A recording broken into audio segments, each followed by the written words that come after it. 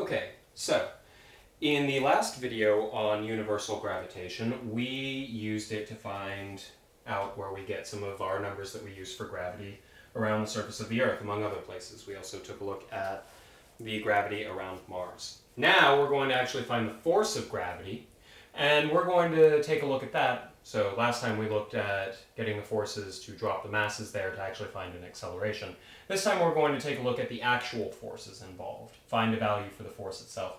And this time what I'm going to do is we're going to find the force of the Sun on Jupiter. Okay?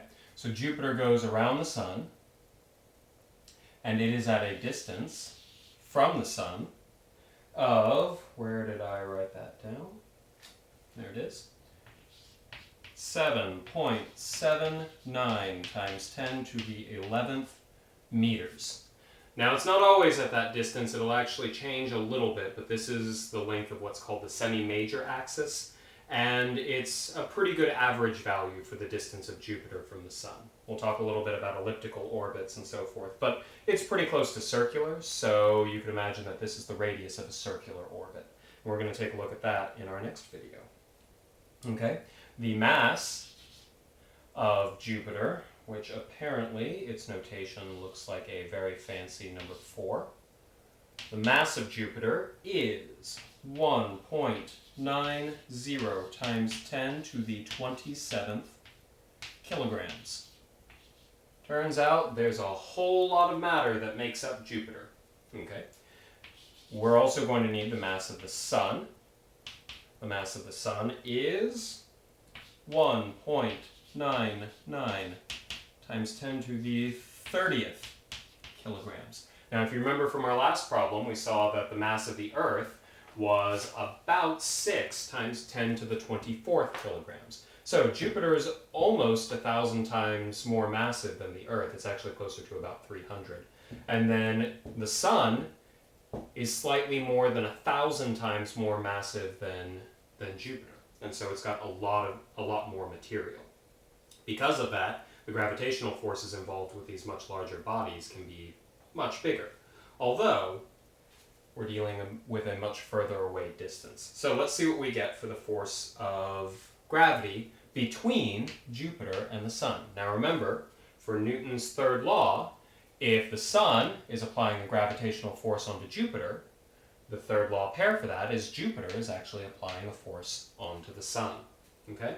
So when we solve for one, we'll actually solve for the value of the other. It's just on the Sun, there's a force towards Jupiter, and for Jupiter, there's a force towards the Sun. Now again, Jupiter goes around the Sun partly because while the forces are the same, the Sun is 1,000 times more massive, which means it takes even more to get that thing to start moving. So let's see what our force actually looks like. We remember, hopefully, that our force of gravity, the universal one, is G times mass of object 1, in this case, we'll go with the Sun, times mass of object 2, which is Jupiter, divided by the distance between them squared. Okay, well I've got my distance here, that's the distance between these two objects. Here's the mass of Jupiter, here's the mass of the Sun, I can plug those in. Once more, G, big G, is equal to 6.67 times 10 to the negative 11th Newton meters squared per kilogram. Very strange units on that one. Okay, well, I just plug this guy in here, I plug this guy in here, and that guy in there, and finally my radius, I square it and put it in there. And radius, I apologize, I'm using that possibly out of proper usage, but that's my distance between the two of them. Since I'm used to thinking of them as an orbit, I think of this more or less as the radius of the orbit. It's very similar. But when I evaluate this, putting in all of those very, very big numbers, I get an exceedingly large number, 4.16 times 10 to the 23rd newtons. That is the force of gravity between the Sun and Jupiter. Okay. Well, you can go back in and you can solve this for just about any planetary body.